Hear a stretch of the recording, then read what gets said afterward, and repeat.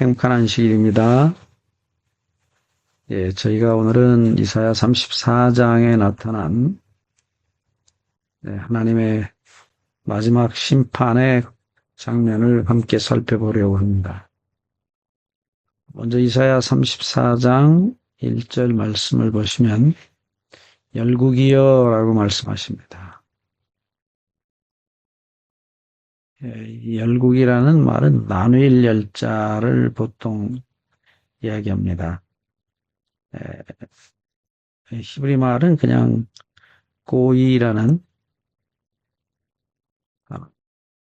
일반적으로 이 단어는 민족인데요. 나라 혹은 민족을 가리키는 단어인데 이 단어의 복수형이에요. 고임이라고 말할 수 있습니다. 근데 이게 이제 복수인데 세상의 모든 나라를 가리키는 단어입니다.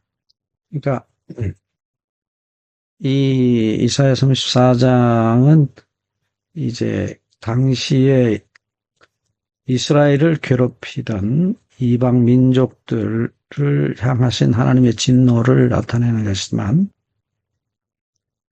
동시에 이것은 종말적 성취로서 장차 주님께서 온 세상을 심판하실 것에 대한 중요한 예언인 것입니다.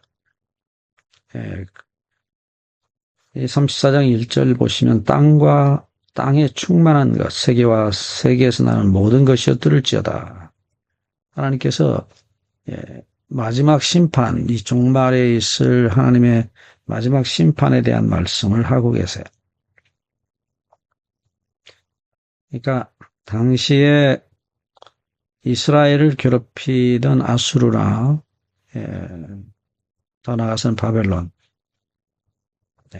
영적인 바벨론으로 이 세상 역사가 맞춰지는 것을 우리는 계시록에서 봅니다. 이와 같은 놀라운 소위 심판의 역사는 마지막 심판으로 말미암아서 세상이 끝이 나므로 심판은 사실상 마치는 것을 우리가 볼 수 있습니다. 이사야 34장 2절을 보시면 대저 여호와께서 열방을 향하여 진노하시며 그들의 만군을 향하사 분노하사 그들을 진멸하시며 살육당하게 하실 것이라고 말씀하시는데 여기서 하나님의 그 진노가 나타나는데 이것은 우리가 오랫동안 말씀드려온 대로 하나님의 사랑과 은혜에 대한 거절과 멸시와 그리고 끝내는 끝까지 그 사랑을 짓밟아 버린 소위 하나님의 사랑에 대한 대적, 이 모든 것에 대해서 하나님은 거절당하고 멸시당하고 짓밟힌 하나님의 사랑에 대한 하나님의 진노가 나타납니다.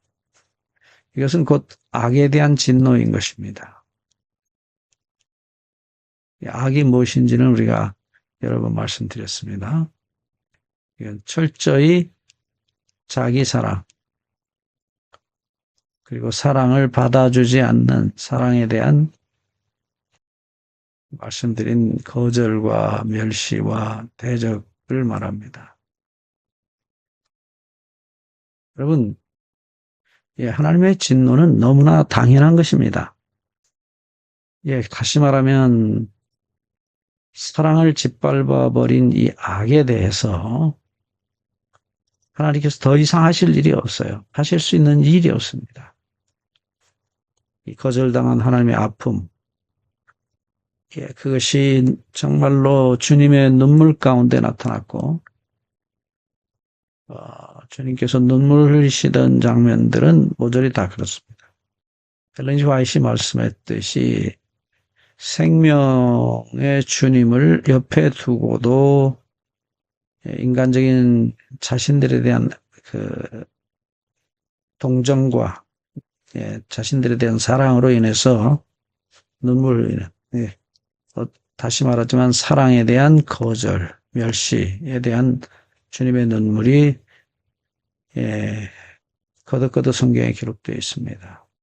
나사로의 무덤 앞에서 우셨고 또 예루살렘의 마지막 입성하시기 전 감람산 위에서 예루살렘을 보시면서 우셨던 바로 그 눈물은 자신들을 사랑하고 자신들에게 생명을 주러 오신 주님을 거절하고 멸시한 그들의 모습을 보시면서 그렇게 통곡하셨던 것입니다. 우리도 구원을 거절하고 하나님의 용서를 거절하고 멸시할 때 동일한 주님의 눈물이 우리를 보시고 일어날 수 있다는 사실입니다. 물론 구원은 절대적인 자유의지에 의해서 주님의 뜻에 우리 자신을 맡기는 믿음으로 말미암아 일어나는 것이 분명합니다. 그래서 주님께서 우리를 데리러 오셔서 가자 할 때 우리가 주님을 대적하진 않지만 염치 없어서 못 갑니다라고 말하는 그 거절이랄까요? 그것도 주님의 가슴에 또 한 번의 못을 박는 일이 될 것이기 때문에 우리는 주님의 뜻에 온전히 굴복하고 가자 하실 때 제가 염치 없어서 갈 수 없지만 주님이 저를 업고 가신다 하면 정말 어쩔 수 없이 우리 자신들을 맡길 수 있는 그런 믿음, 맡기는 믿음이 우리를 구원하는 길이라고 분명히 성경은 말합니다. 예수님의 사랑을, 예수님의 마음을 여러분들과 제가 거절하지 않기를 바랍니다. 저도 사실은 오랫동안 정말 하늘에 갈 염치가 없어서 그저 저 같은 놈은 이 땅에서 죽어도 괜찮습니다 라는 말을 곧잘 했어요. 근데 이제는 그 말을 못하게 됩니다. 왜냐하면 그분의 간절한 소원이 나 같은 더러운 죄인도 꼭 데리고 가시길 원하시기 때문에 제가 더 이상 주님의 용서와 사랑 앞에서 무슨 말도 할 수 없는 참으로 염치 없는 죄인이지만 주님의 뜻에 주님의 구원하시고자 하시는 그 사랑에 자신을 맡길 수밖에 없는 죄인임을 인정하기 때문입니다. 그래서 그분의 기쁨, 주님의 기쁨이 우리를 데리고 가셔서 우리를 하늘에 데리고 가셔서 잔치하시는 것이 우리 주님의 기쁨이요, 우리 아버지의 기쁨이십니다. 우리가 수없이 봐왔지만 회개는 예수님의 비유 가운데서 항상 잔치로 끝납니다. 이것은 아주 중요한 패턴이에요. 누가복음 15장에 나오는 세 가지의 비유는 똑같이 잔치로 마치는 것을 우리가 보게 됩니다. 자, 이제 이사야 34장 3절로 가겠습니다. 그 살육당한 자는 내던진 바 되며 그 사취의 악취가 솟아오르고 그 피의 산들이 녹을 것이며 4절 하늘의 만상이 사라지고 하늘들이 두루마리 같이 말리되 그 만상의 쇠자나무 포도나무가 잎이 마름 같고 무화과나무 잎이 마름 같으리라.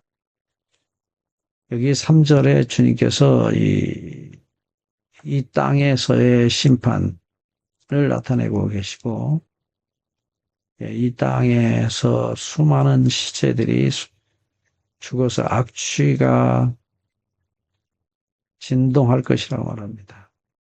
얼마나 많은 사람이 죽었으면 그래서 그 피에 산들이 녹을 것이라고 말했고요. 예, 이 4절에 가면은 말씀이 이제 하늘의 만상에 대한 얘기로 말씀이 계속됩니다. 여기서 이제 하늘의 만상들이 나타나는데요. 말씀드린 것처럼 하늘이 두루마리 같이 말려갈 것이다. 예, 이게 지금 히브리 말은 그냥 하늘입니다. 예, 우리 번역은 하늘들로 번역했는데요. 예, 하늘이라는 단어, 샤마임이라는 단어는 예, 그 자체가 쌍수예요. 두 개의 하늘을 가리킵니다. 그러니까 예, 많은 분들이 샤마임을 예, 우리가 보는 하늘, 예, 공기를 비롯해서 예, 예, 소위 또 예, 우주의 별들 세 개 이렇게 보통 나눕니다. 예, 이 또 우주의 중심에는 예, 하나님의 보좌가 있습니다. 이것도 역시 하늘이라고 불러요. 예, 이것 다 포함해서 예, 보통 쌍수로 얘기합니다. 임이라는 말이 히브리어 어미가 이게 쌍수예요. 예, 바울은 여기다가 이제 3층 세 번째 하늘을 얘기를 합니다. 다시 말하면 우주의 중심에 하나님의 보좌 역시 하늘로 성경에 기록되어 있어요. 어쨌든 이 하늘의 이 소위 간단히 얘기하면 그냥 하늘입니다. 예, 하늘이 두루마리 같이 말리다는 표현이 나오는데요. 예, 이 하늘이 두루마리 같이 말린다는 표현은 사실은 예, 예수님 재림 바로 전에 있을 사건들에서 우리는 볼 수 있어요. 예, 계시록 6장 14절을 보시면 하늘은 두루마리가 말리는 것 같이 떠나가고 각 산과 섬이 제자리에서 옮기더라고 합니다. 이게 하늘이 두루마리 같이 말린다는 말은 이렇게 말린다는 표현인데 이것은 우리가 하늘에서 보는 소위 이제 태풍 혹은 뭐 우리 미국 같은 허리케인 이런 어마어마한 그 공기의 이동이 있을 것이라. 이 장면은 뭐 모르겠어요. 네, 지금도 태풍이 계속되고 있지만은 마지막 예수님 재림 전에 있을 그 태풍 허리케인은 상상을 초월한 기상 이변 중에 참 무서운 이 지구의 균형을 잃어버린 그래서 이 엄청난 바람의 이동이 있을 것이라고 하는 것을 보여주고 있는 것입니다. 예, 그래서 이 하늘이 두루마리 같이 말린다는 표현은 분명히 예수님 재림 직전에 있을 사건임을 알 수 있어요. 예, 특별히 또 만상이 사라지고라고 표현했는데 여기 만상은 이제 히브리 말은 콜 차바입니다. 예, 만상이라는 단어 자체가 모든 군대라고 표현하면 직역하는 것입니다. 콜 히브리 말입니다. 이것은 차바. 이게 이 만상이라고 표현할 때 이 콜 차바는 자주자주 그 우주의 별들을 가리키고 있어요. 이것이 사라진다고 하는 표현은 예수님의 말씀 가운데도 이 같은 표현이 나타나는데 주님께서 오시기 전에 마태복음 24장에 보시면 29절에 보시면 그날 환란 후에 즉시 해가 도지며 달이 빛을 내지 아니하며 별들이 하늘에서 떨어지며 마지막으로 하늘의 권능들이 흔들리리라. 그러니까 이 우주의 별들이 어마어마한 이동을 하게 될 것이라는 겁니다. 그리고 30절을 보시면 마태복음 24장 30절에 그때에 인자의 징조가 보이겠고 그때의 땅의 모든 족속들이 통곡하며 그들이 인자가 구름을 타고 능력과 큰 영광으로 오는 것을 보리라. 예수님 재림 바로 전에 있을 이 우주의 커다란 소위 말하면 자리 이동, 우주가 지형이 바뀌는 엄청난 일들이 있을 것을 말씀하고 있어요. 모릅니다. 그렇지만 분명히 성경은 이런 사건들이 예수님 재림 전에 있을 것이라고 말씀하십니다. 다시 돌아갑니다.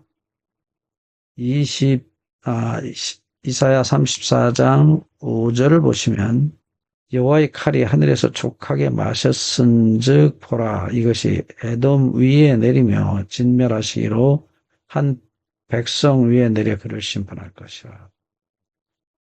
자, 이게 특별히 이 천연계의 놀라운 이 변화를 얘기하시다가 이제 에돔이라는 한 족속에 대한 말씀을 하십니다.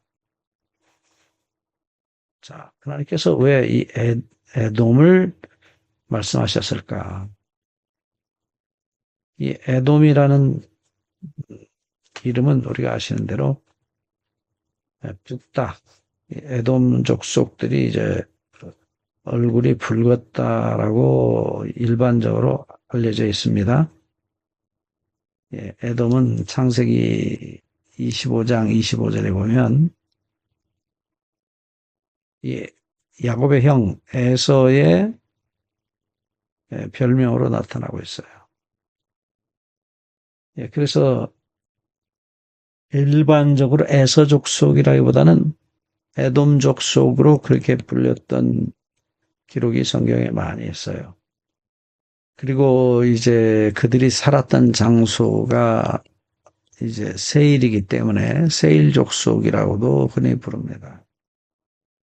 그런데 자, 이 에돔이 곧 에서가 계속적으로 야곱 족속들을 핍박했던 사실을 알 수 있어요. 에돔이 한결같이 역사를 통해서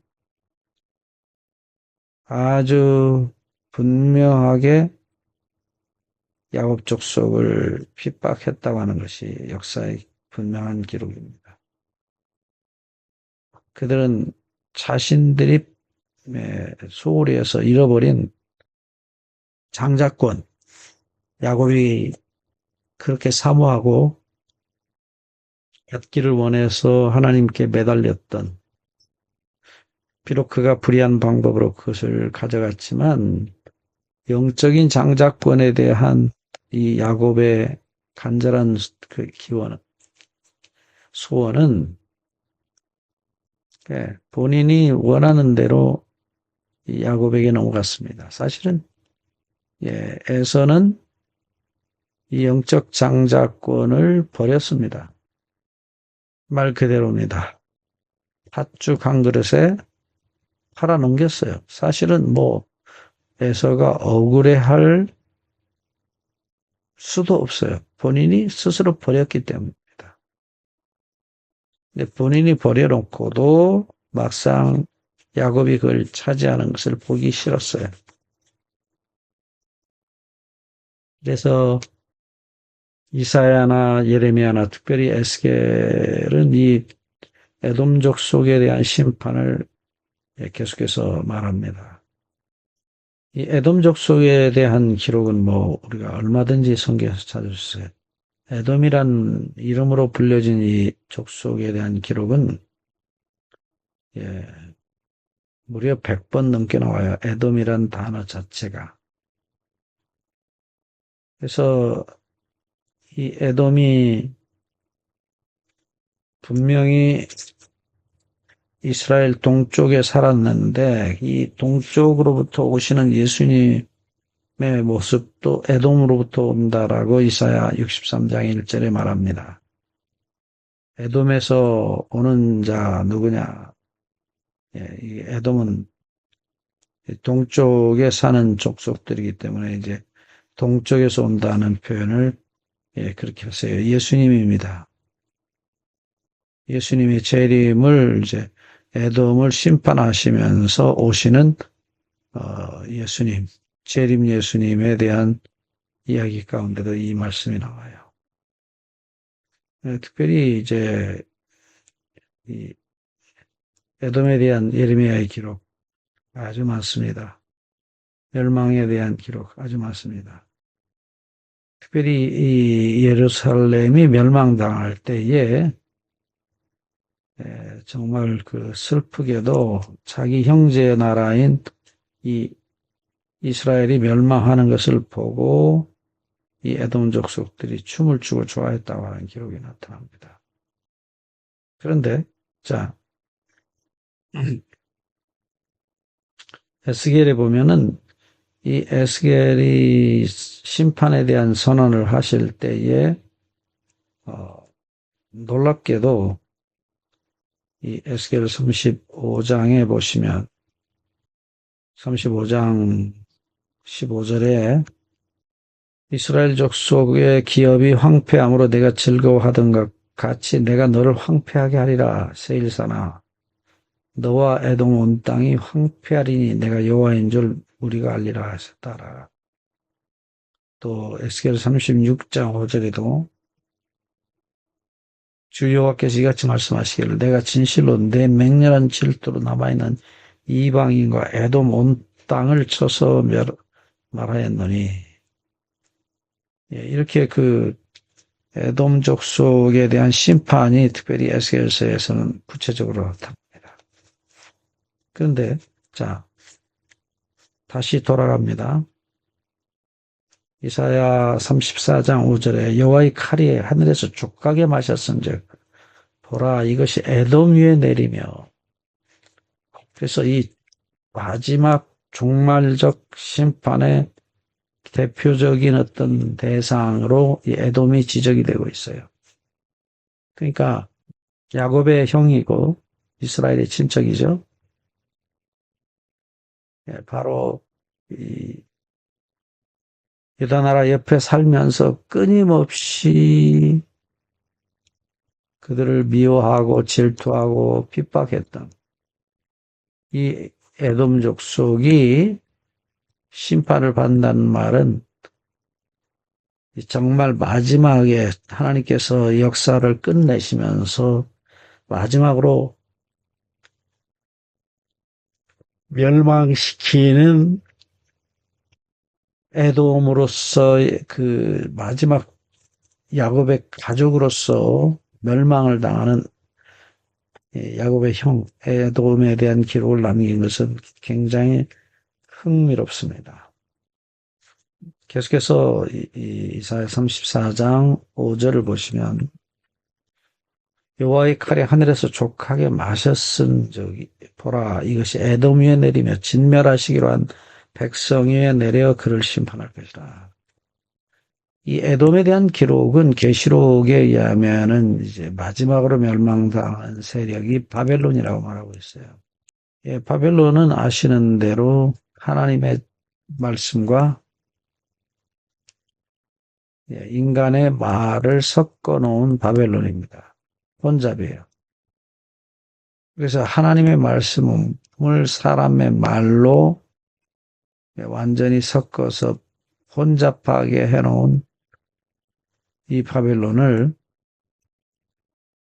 하나님께서 멸망시키실 것이라고 했어요. 그것이 7번째 재앙입니다. 우리가 여러 번 말씀을 통해 보신 대로 마지막 7번째 재앙에 내리는 재앙의 마지막 장면이 이 바벨론이 무너지는 장면입니다.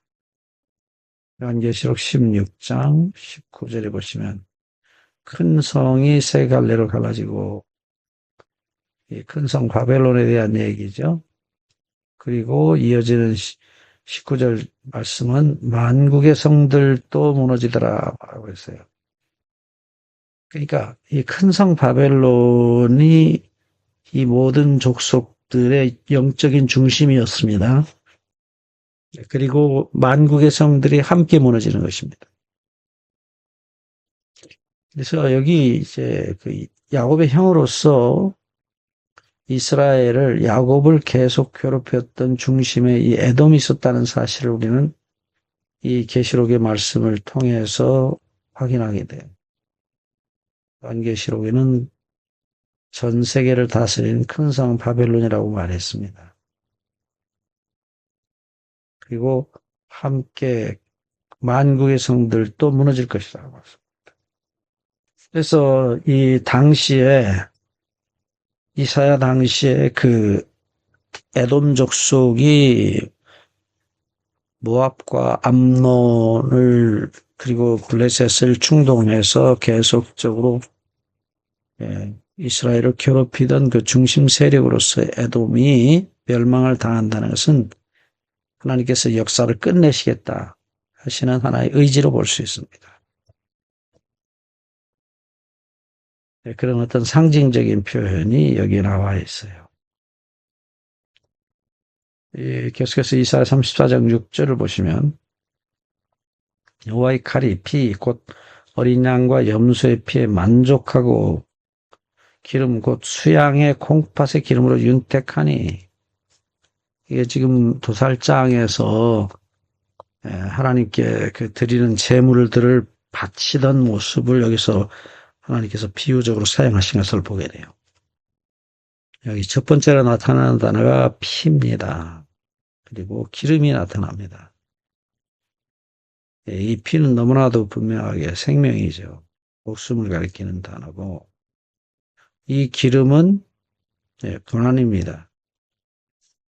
이 멸망받는 자들에게 내리는 하나님의 심판의 그 중요한 점이 바로 다시 얘기하지만 그게 계시록에 나타난 마지막 멸망의 모습입니다. 그 멸망의 모습 가운데 보면 그들이 밤낮 괴로움을 받을 것이라 말씀해요. 그러니까 그치지 않는 고통입니다. 그 고통을 보면은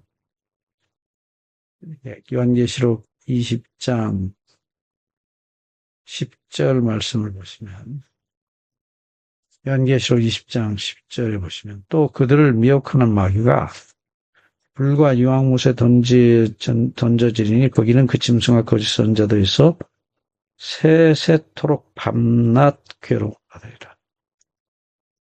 고난에 대한 상징적인 말씀이 이 기름이에요. 그래서 하나님께서 물론 그들을 불태워서 없애시고 영원히 고문하시진 않습니다. 죽이지 않고 영원한 세월 동안 고문하신다는 게 마귀 주장이에요. 근데 우리 아버지 하나님이 그렇게 절대 하지 않으십니다.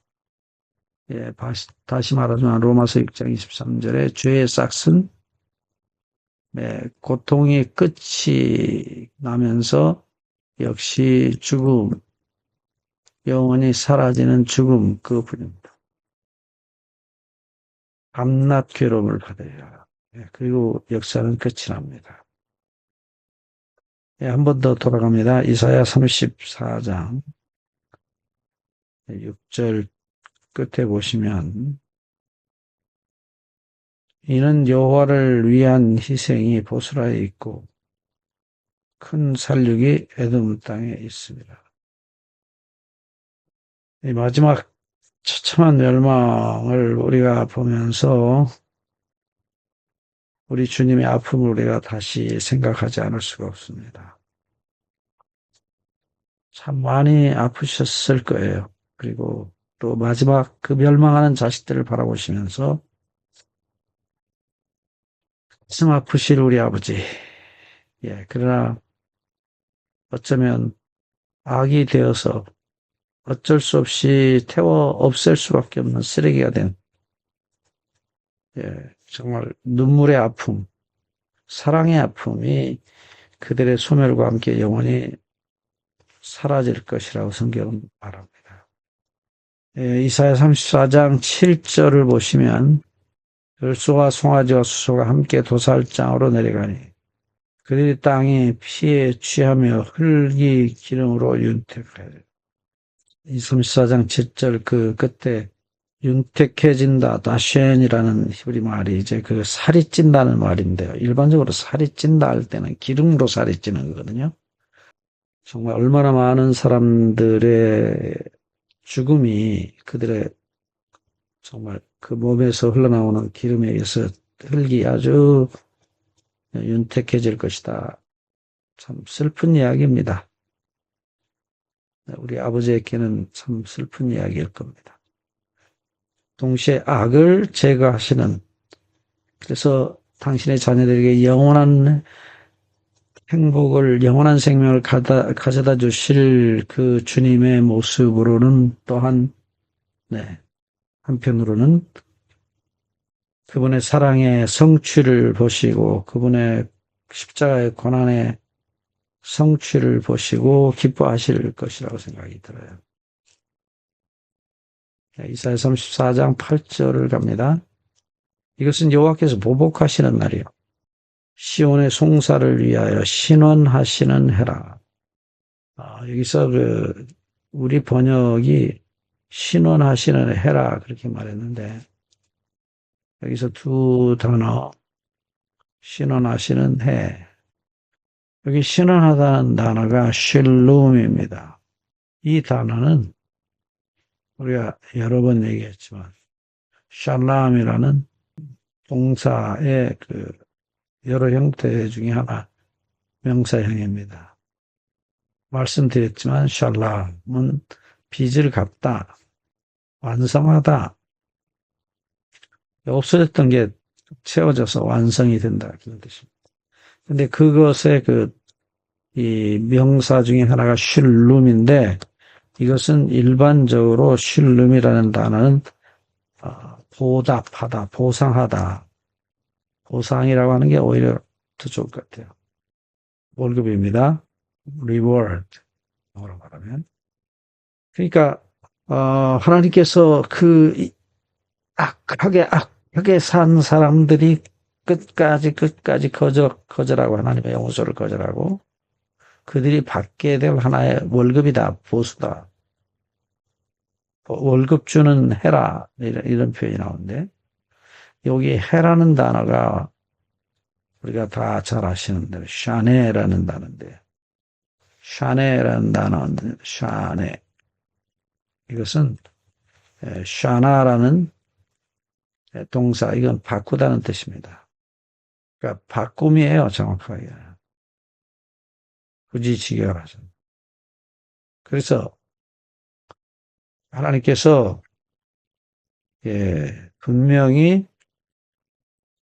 역사를 바꾸시고 새로운 세상을 시작하실 것에 대해서 말씀하시는 장면이에요. 일단 해가 바뀐다 우리 보통 그런 말 하잖아요. 네. 역사를 끝내시겠다는 얘기입니다. 이 긴 투쟁의 역사 정말 너무나 오랫동안 계속된 이 엄청난 죄악의 역사를 주님께서 끝내시겠다.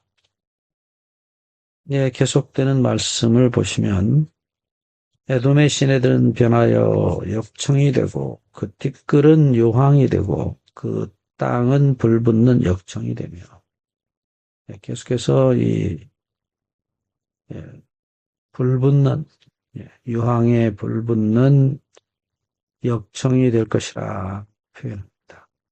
불붙는 땅이 된다. 에돔이라는 동네는 에돔이 살았던 세일사는 사실 아주 지금도 가보시면 많은 분들이 놀랄 정도로 그 바위에다가 전부 이렇게 굴을 파가지고 집을 만들었어요. 평생 무너지지 않죠. 그리고 그 높은 산에서 아주 좋은 공기에 시원한 공기에 그렇게 살았어요. 근데 이 에돔의 시내들이 변하여 역청이 될 것이라. 그러니까 이제 그 골짜기로 흐르던 물들이 급류가 히브리 말로 낙갈이라고 하는데 이게 산에서 흘러내리는 그 금유계곡을 가리키는 단어예요. 예, 영어로는 토론이라고 하죠. 토론. 예, 그래서 그 땅이 다 녹아버려서 그 계곡이 예, 바위가 녹고 땅이 녹아서 그야말로 강하게 흘러내리는 예, 소위 이제 낙살이 됩니다. 시내가 돼요. 급류가 흘러내리는 아주 산에서부터 그냥 급류가 확 네. 이게 예, 역청이 될 것이라 녹아버리는 것입니다. 땅이 녹고 예, 불이 그 땅에 흘러내릴 것이라. 하나님께서 이 지구를 멸망시키실 때 마지막 모습, 물론 예수님이 세 번째 오셔서 하실 일이지만 예, 베드로후서 3장 10절부터 12절에 보시면 예, 땅이 불에 타서 풀어지고 오라고. 예, 우리가 이 땅에서 못 먹고 못 쓰고 저축해서 벌어놓은 돈으로 집을 사고 네. 그렇지만 그게 다 녹아버릴 것입니다. 높은 곳에 우리가 산에 집을 짓고 그리고 정말 예, 호화로운 생활을 하지만 그게 다 녹아버릴 것입니다. 그 땅은 불붙는 역청이 될 것이다. 실제로 그 유대나라 주변에 특별히 남쪽에 옛날 소돔 고모라 주변에 역청들이 많이 있었다는 것은 우리가 성경을 통해서 봅니다.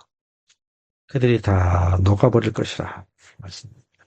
그리고 예, 이사야 34장 10절에 낮에나 밤에나 꺼지지 아니하고 그 연기가 끊임없이 떠오를 것이며 예, 이제 꺼지지 않는 불이라는 말이 여기 나타납니다. 이 꺼지지 않는 불은 근본적으로 하나님 자신에 대한 표현이에요. 신명기 4장 24절에 그는 소멸하는 불이심이라 말씀입니다. 근데 이 불은 꺼지지 않아요. 꺼지지 않는 불입니다. 그리고 아가서 여러 번 말씀드렸죠. 8장 6절 7절에는 이것을 꺼지지 않는 불을 또한 동시에 영원한 불이라 이렇게 불렀어요. 뭐에 대해서요? 죄에 대해서. 죄가 나타나면 하나님은 순식간에 소멸하시는 영원한 불이시라. 여기서 우리가 또 하나 분명히 기억해야 될 사실은 이 불 자체, 하나님의 죄악을 태우시는 불 자체가 영원하지만 또한 탈 때까지, 다 탈 때까지 꺼지지 않는 불이라는 말씀을 기억하셔야 합니다. 이 이야기는 뭐 성경에 수없이 기록이 되어 있죠. 우리가 유다서 1장 7절, 예레미야 27장 17절, 꺼지지 않는 불에 대한, 심판의 불에 대한 이야기는 분명히 다 탈 때까지 꺼지지 않는 불이라는 표현이에요. 다시 말하면 재료는 다 타서 꺼집니다. 불이 꺼지지만 그 불 자체는 영원하다는 얘기입니다. 그래서 흔히 사람들이 하나님 자신이 영원한 불이시면서 지옥불이 하나님의 이 꺼지지 않는 불에 의해서 지옥불이 계속 탄다 해서 탈 때까지 탄다 해서 지옥불은 네, 하나님이 만드시는 것이다. 이렇게 주장하시는 분도 계세요. 예, 하나님을 지옥불로 마귀가 이렇게 오해시킨 것에 대해서 저 자신도 어려서부터 이렇게 배웠어요. 하나님은 염라대왕과 똑같다.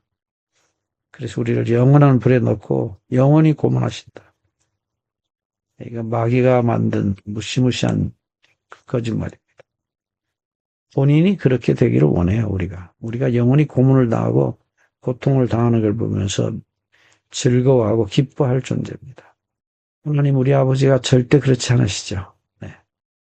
자, 이사야 34장 11절로 갑니다.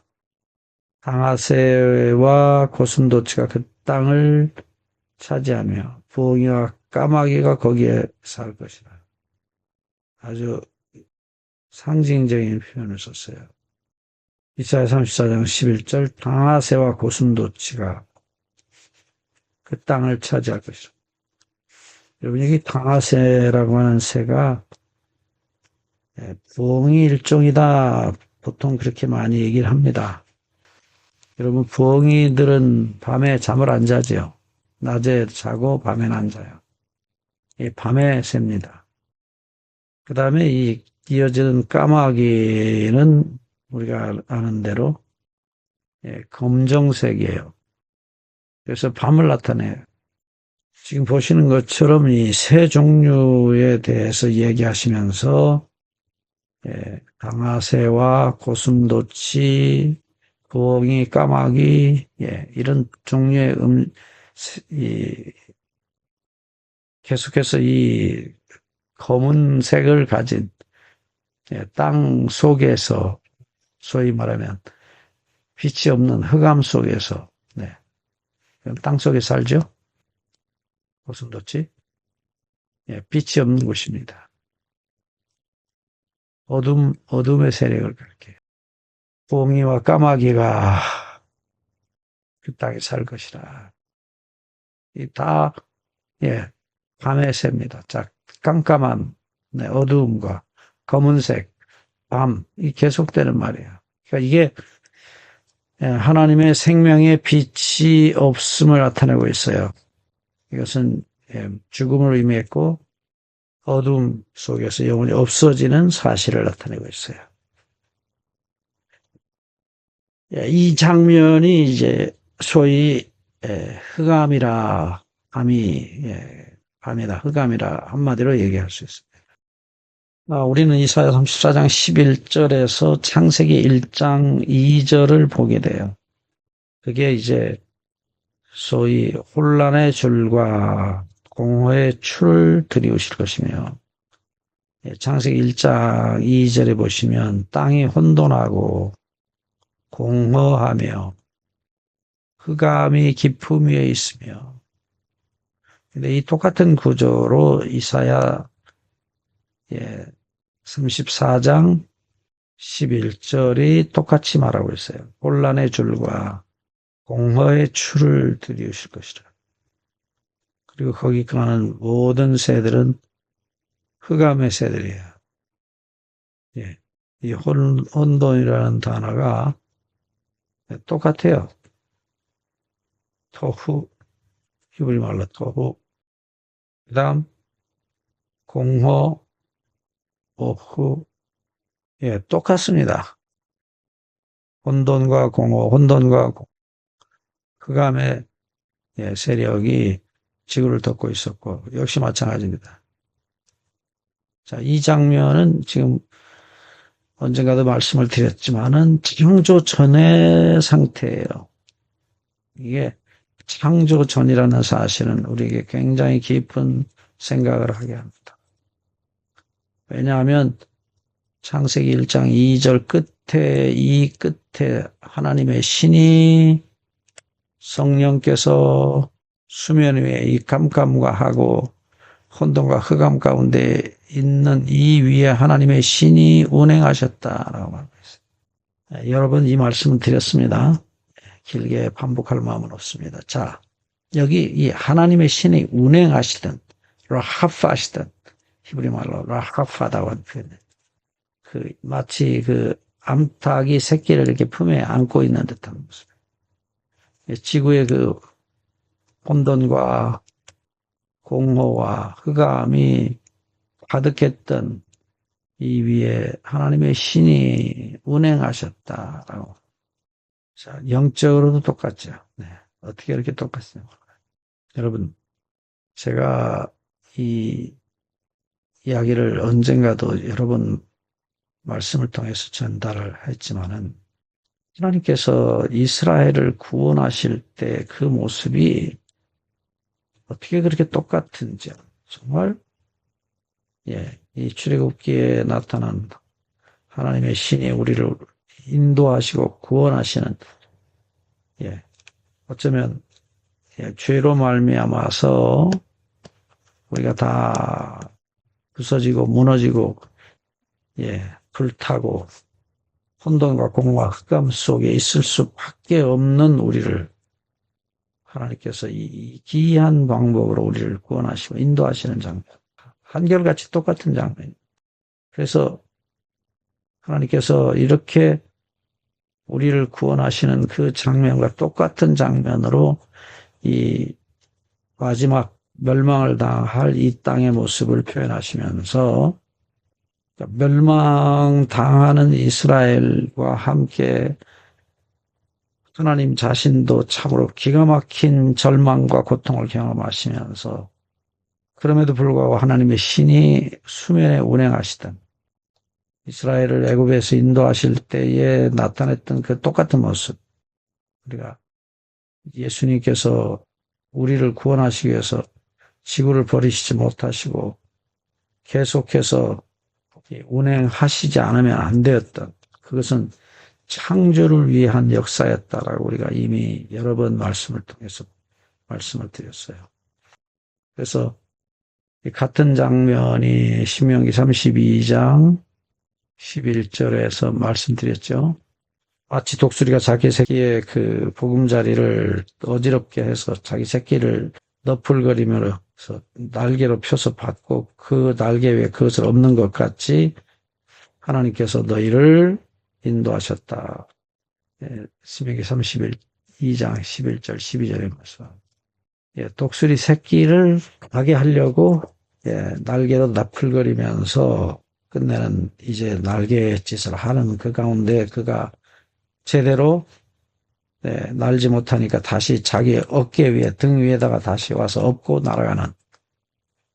그럴 때 그 새끼 위에 너풀거리시는 하나님의 모습. 그들을 구원하시고 데리고 가시려고 하는 하나님의 사랑의 몸짓을 신명기 32장 11절에서 우리가 봤습니다.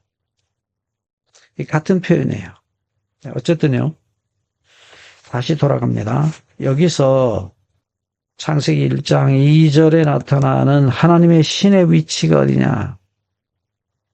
우리 죄로 말미암아서 우리 마음이 정말로 혼돈하고 공허하고 정말로 캄캄한 흑암이 우리를 덮고 있는 이 위에 하나님의 신이 운행하시더라.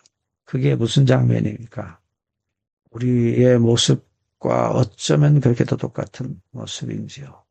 자, 이 장면에서 우리는 다시 한번 이 이사야서에 나타난 하나님의 신의 위치를 확인할 필요가 있어요. 이 혼돈과 공허와 흑암이 말씀드린 대로 이사야 34장 11절에 나타나고, 그리고 하나님의 신이 이 가운데서 움직이시는 것입니다. 이 하나님의 신이 또다시 나타나는 장면이, 이 장면이 이사야 34장 16절에 다시 나타납니다.